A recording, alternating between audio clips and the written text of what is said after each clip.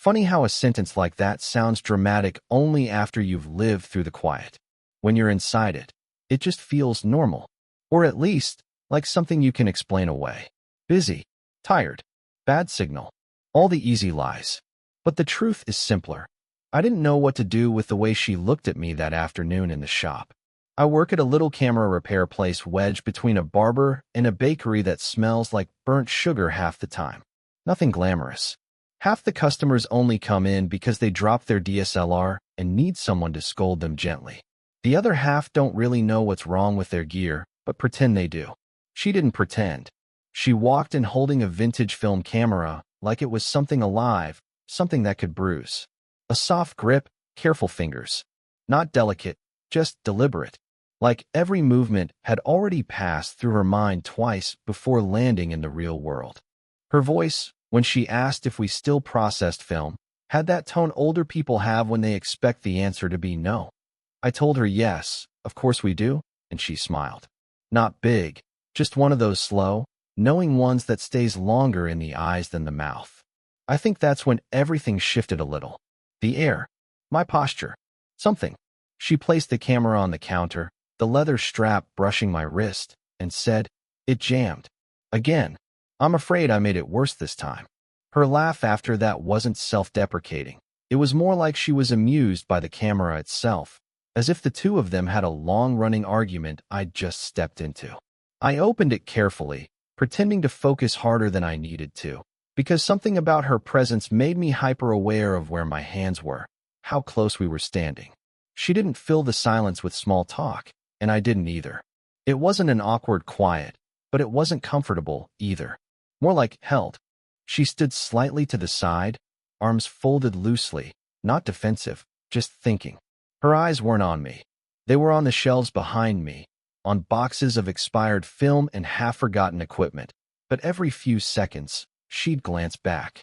Quick, sharp, like she was checking if I'd say something I wasn't saying. "You take good care of things," she murmured when I managed to fix the jam. I'm still not sure whether she meant the camera or something else. I should have responded with something normal, something helpful to the transaction. Instead, I said, too quietly, "So do you?" and immediately regretted how it sounded.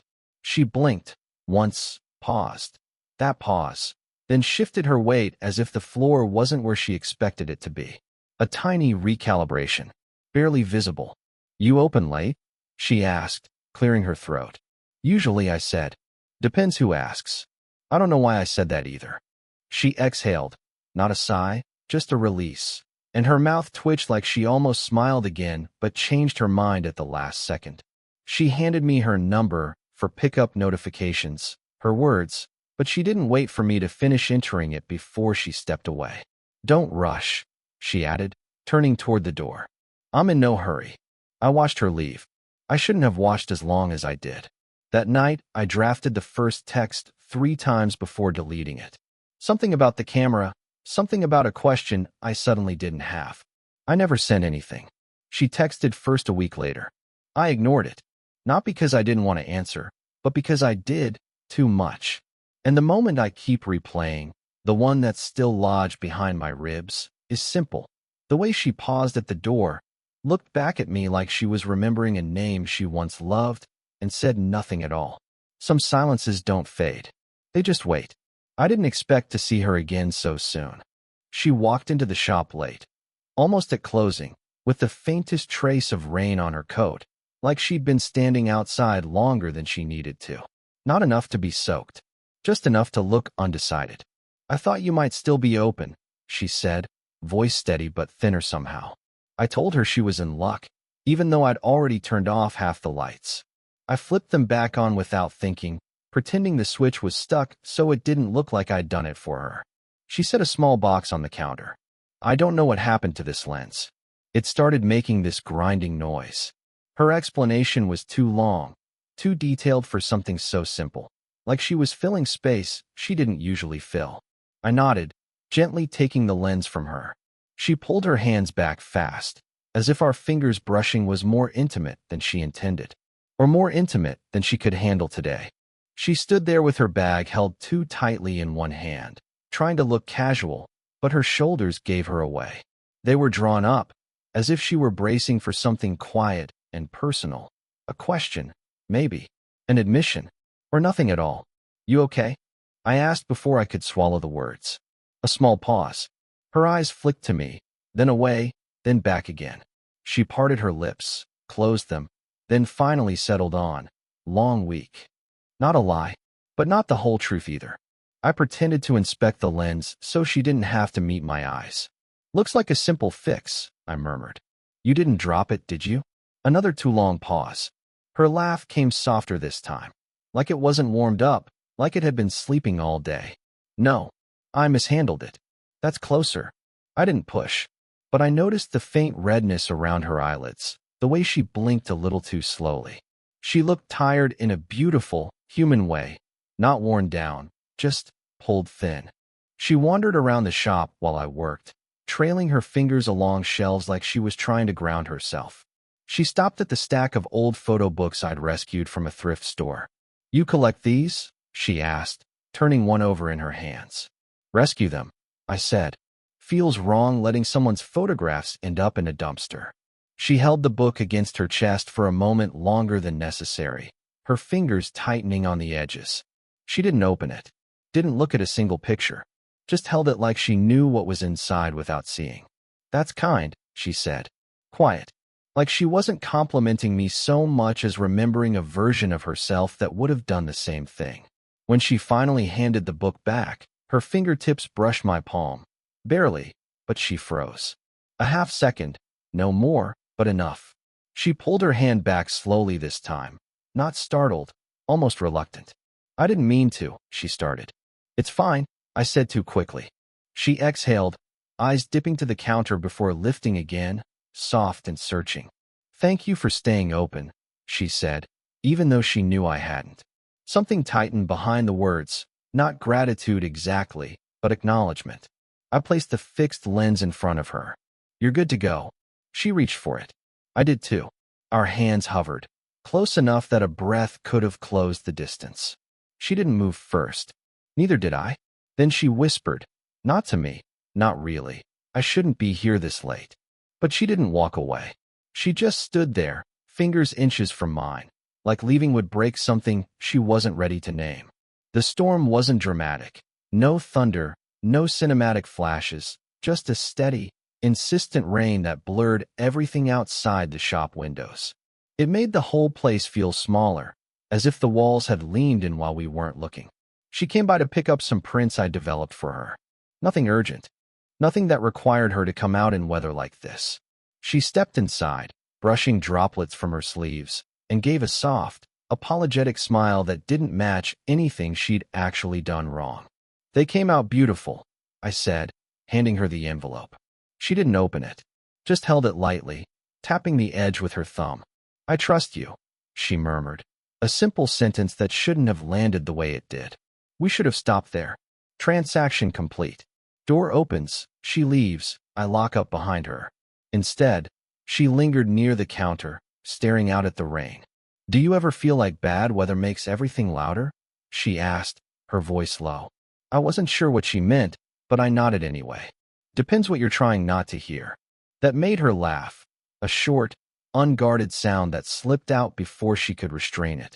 She shook her head like she was embarrassed, then leaned her elbows on the counter, close enough that I could smell the hint of something warm and subtle on her.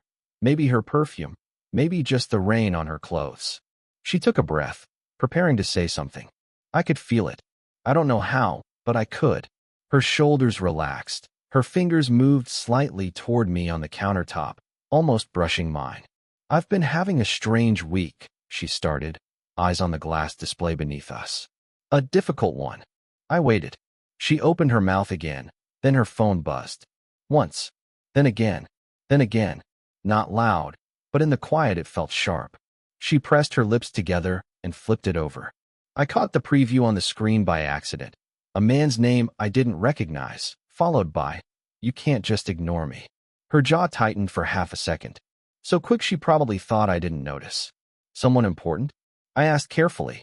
No, she said. Too fast. Then, softer. Not anymore. She put the phone face down and took a slow breath. Her fingers drummed once, then stopped entirely. I'm sorry, she said. That wasn't what I wanted to. I mean, it's not why I came. Why did you? I asked. She looked at me then. Directly. No hesitation. Something in her eyes flickered. Not romantic. Not dramatic. Just raw. Like she was searching for a place to set down a weight she'd carried too far. I don't know, she whispered. The rain outside deepened, as if the sky had leaned closer. She stepped around the counter, not fully, just a half step. Enough to blur the professional lines we'd pretended existed. Close enough that I could see the tiny crease near her eyebrow, the one that only showed when she was fighting something internal. I should go, she said, but she didn't move. Her hand grazed the edge of the counter, fingertips resting there, inches from mine. Her phone buzzed again. She didn't look at it this time. Do you want to stay? I asked, my voice steadier than I felt. She inhaled sharply, small, involuntary, and her eyes flicked to my hand like she'd considered reaching before she caught herself. I can't, she murmured. But the way she said it wasn't a firm no. It wasn't even a real answer. She turned toward the door, slowly, almost painfully slowly, and paused with her hand on the handle, her back half turned to me. For a moment, just one, she almost looked over her shoulder. Almost. She didn't show up for 4 days after that storm. I tried not to notice. I tried harder not to wait. But I kept glancing at the door whenever the bell rattled, once even standing up too fast when the shadow looked like her silhouette. It wasn't. So when she finally walked in, the evening light already slipping away behind her, it felt different. Not relief. Something sharper. She didn't go to the counter this time. She just stood near the entrance, one hand on the strap of her bag, like she might step back out if I said the wrong word. You're late, I said, half joking. Her mouth twitched. Not a smile. More like she wanted to attempt one and couldn't. I wasn't sure I should come. The bell above the door clicked shut, sealing us in an unusual quiet, the kind that doesn't happen by accident. I waited for her to move. She didn't. So I walked toward her, slow, giving her space to step back. She didn't do that either. You've been ignoring your prince, I said softly. And you've been ignoring your messages, she replied. My chest tightened. I didn't think you'd want an answer. Her gaze lifted to mine, finally. I texted you, she whispered. That usually means something. We stood there, not touching, not even close enough for our hands to brush. But something heavy settled in the space between us. She exhaled a long, uneven breath and stepped closer, half a step, but it felt like the world shifted with it. What are we doing? She asked. Quiet, firm, terrified. I almost laughed, not because it was funny, but because that was the question I had been circling for days. I don't know, I said, but I keep thinking about don't. Her voice cracked into the word. She closed her eyes briefly, gripping her bag strap like it held her upright. Please don't say something you can't take back. I swallowed hard. Why does it feel like we're both waiting for something we're not allowed to want? Her eyes opened slowly, searching mine with a kind of panic wrapped in calm. She didn't deny it. Didn't argue. She just stared at me, breathing too carefully, like every inhale was measured. This isn't supposed to happen, she said. Not at my age. Not in a place like this. Not with someone who. She stopped, biting the inside of her cheek. I stepped closer without meaning to, my voice barely above a whisper. I noticed things about you, I said. Her breath hitched, subtle but unmistakable. I notice when you're tired, I continued. And when you're pretending not to be. I notice how your hands shake sometimes when you're overwhelmed, even when you hide them in your pockets. I notice when you choose silence instead of lying. Stop, she murmured, eyes glistening. You don't get to see me like that. But I do, I said, softer than before. And you see me too. She looked away quickly, blinking too hard. That's the problem. The light outside dimmed fully, leaving us in the soft glow of the shop's old bulbs. Warm, intimate, too honest. She finally met my eyes again. This time she didn't look away. I don't have room for this, she whispered. For you. For whatever keeps pulling me back here. I felt the words before I understood them. What if I'm already in the space you made? Her lips parted. Her shoulders fell.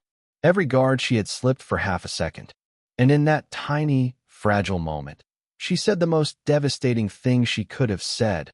Not loud, not sad, just simply, painfully true. I came here today hoping you wouldn't look at me the way you're looking at me right now.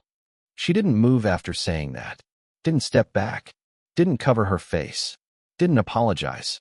She just stood there, breathing in that slow, careful way she did when she was holding something heavy inside her chest, something she wasn't sure she trusted the air with. I waited. I didn't dare speak. Finally, she let her eyes drift toward the counter where she'd once rested her hands beside mine. Something in her softened, then hardened again, then softened a second time, like she couldn't decide which version of herself was allowed to be here. "There's something I haven't told you," she said. The words were steady, but her fingers, she tucked them into her coat pockets like she didn't trust them out in the open. "You don't have to, I do." Her voice cut through mine, quiet but absolute. She walked past me toward the back table where her prints were stacked. She brushed her hand over the envelope, and for the first time, she opened it. Slowly, carefully, almost ceremonially. She pulled out a photograph, one I'd developed myself, and placed it on the table between us. It was a candid shot of a man standing near a lake at dusk, early 40s, kind-eyed, wearing a crooked smile that reached only one side of his face. "You asked me once if I'd dropped my lens," she said. "I didn't." He did. I looked from her to the photo. "Was someone important to you?" She didn't answer immediately. Instead, "He died 2 years ago. Suddenly. Heart failure." The quiet swallowed the room. "And before you imagine some tragic romance, or anything dramatic, it wasn't like that." She exhaled, rubbing her thumb against the corner of the print. "We weren't married. We weren't even together. Not officially. Just connected. Too much, too quietly, for too long." I didn't speak. I didn't trust my voice. "He was younger," she said, eyes flicking up to mine for only a second. "Not as young as you, but close enough that people noticed." A weak laugh escaped her. "Close enough that I noticed." A tightness ran through her shoulders as she added, "He used to bring that camera everywhere, even when it annoyed me. Especially when it annoyed me." She paused again, looking down at the man's face. "When he died, the film jammed inside the camera. I couldn't get myself to fix it. I left it in a drawer for a year. Then one day I just couldn't stand the silence anymore." She lifted the photo gently between 2 fingers. This was the first image that came out. My heart thudded sharply. "You never told me. I didn't want you to look at me with pity." Her voice cracked on the word pity. She swallowed before continuing. "And I didn't want to look at you and see pieces of him. But I did. I do. You have this way of," she cut off, shaking her head. I stepped closer before I could second-guess it. Not touching her, just close enough that she didn't have to raise her voice. "Do you see him when you look at me?" I asked. Her breath hitched, soft, involuntary. "No," she said. "That's the problem." She set the photo down with a trembling sort of precision, as if it might break from the wrong kind of touch. "Then what changed tonight?" I asked. She didn't look up immediately. When she finally did, her eyes were shining in a way that made every sound in the room feel too loud. "The voicemail," she whispered. "I got it on the way here." She pulled her phone from her pocket, screen still lit. A single notification glowed. "Voicemail, 1:27 p.m. from unknown." Her thumb hovered. Then she pressed play. The voice was faint, broken a little by wind, but unmistakably the same man from the photograph. "If you're hearing this, I guess I never got the chance to say it right. Don't close off the parts of you that still want things. You deserve more than quiet." She stopped the recording. Her chest shook, barely, but enough. "I shouldn't have listened to it today," she murmured. I swallowed, my pulse in my throat. "Why not?" She looked right at me, raw and unguarded in a way I'd never seen from her. "Because the moment it ended," she said softly, "I thought of you." She stayed standing there after saying it, not moving, not hiding, not pretending she hadn't crossed an invisible line. Just breathing. Just existing in a truth that neither of us could walk back from. The shop felt too small for a second. Or maybe it was just that her honesty filled it so completely. I stepped a little closer. Not enough to startle her, but enough that I could see the faint tremble in her jaw. She didn't lift her head, but she didn't step away either. "You don't have to explain," I said quietly. "I know." Her voice was barely above a whisper. "But I want to." She set her phone face down on the table, as if the voicemail itself needed to be out of sight to let the moment breathe. Her hand lingered beside it, uncertain, and then she let it fall to her side. "I didn't come here to start anything," she said. "I told myself you were just someone who helped me with an old camera, someone I could talk to without being seen too deeply." She rubbed her thumb against the seam of her pocket. "But you're not that, and I don't know how to handle it." I swallowed, trying to keep my words small, careful. "You don't have to handle it alone." That made her look up, slowly, like it took effort to let her guard rise and fall in the span of one breath. Her eyes glimmered with something fragile, maybe hope, maybe fear, maybe both. "This isn't simple," she said. "I'm older. I'm carrying things you shouldn't have to hold. Maybe don't decide what I can or can't carry," I murmured. A soft, involuntary laugh escaped her. Not happy, not sad, just human. She brushed a strand of hair behind her ear, and her hand shook slightly. The kind of trembling that happens when the body relaxes too fast after being tensed too long. "I keep thinking I'm going to ruin your life," she said. "You won't. You don't know that." "Maybe not," I admitted. "But I know you haven't ruined this moment." Her breath caught. She closed her eyes for one slow inhale, as if letting the possibility settle. When she opened them again, she took a step forward. Just one. It was all she needed to close the emotional distance. She wasn't touching me. Not yet, but we were standing close enough that I could feel the warmth coming off her, steady and unsure. "I don't want to lose something that hasn't even begun," she said. "You won't." A faint tremor ran through her fingers. She looked down at them like they were betraying her, then surprised both of us by lifting her hand, barely, and letting her knuckles brush mine. Not a touch, a question. I answered it by turning my hand, just enough for our fingers to meet, to rest together lightly. No pressure, no promise, just presence. Her exhale shuddered. She leaned her forehead forward until it hovered a breath away from mine. Not touching, just close enough that I could feel the ghost of her warmth. "Is this real?" she asked softly. "Yes," I said, "but it doesn't have to be rushed." She nodded, eyes closing. I felt her body loosen, like she had finally stopped fighting herself. We didn't kiss. We didn't confess anything. We just stood there, letting the quiet hold the truth for us. Her fingers curled gently between mine, tentative but sure. She gave the faintest squeeze, a silent acceptance, a shared decision, a soft collapse into something neither of us had wanted to admit out loud. When she finally spoke again, her voice was a quiet, aching surrender. "I think we've already started, haven't we? I think the thing nobody warns you about is how quiet real change feels. How it doesn't arrive like a storm or a confession or some cinematic moment with music swelling in the background. It comes in pieces, in the things you don't realize matter until you look back and see how they stitched your life into something new." When I think of her now, it isn't the chaos that comes to mind. Not the tension, not the near misses, not the nights where both of us pretended we weren't standing too close. It's the stillness afterward. The way everything softened, like someone finally turned down the noise in a room we had been trapped in for years. We never had a single moment where everything suddenly made sense. No, it was slower than that. Gentler, more honest. I remember waking up one morning, weeks after everything shifted, and realizing that I was no longer trying to decode her silences. They didn't feel like puzzles anymore. They felt like trust, like a space she let me step into without fear of breaking anything important. And she changed too. Not in the dramatic way people talk about, but in these tiny human ways. How she stopped apologizing for needing comfort. How her laughter became unguarded again. How she didn't hide the tiredness in her eyes.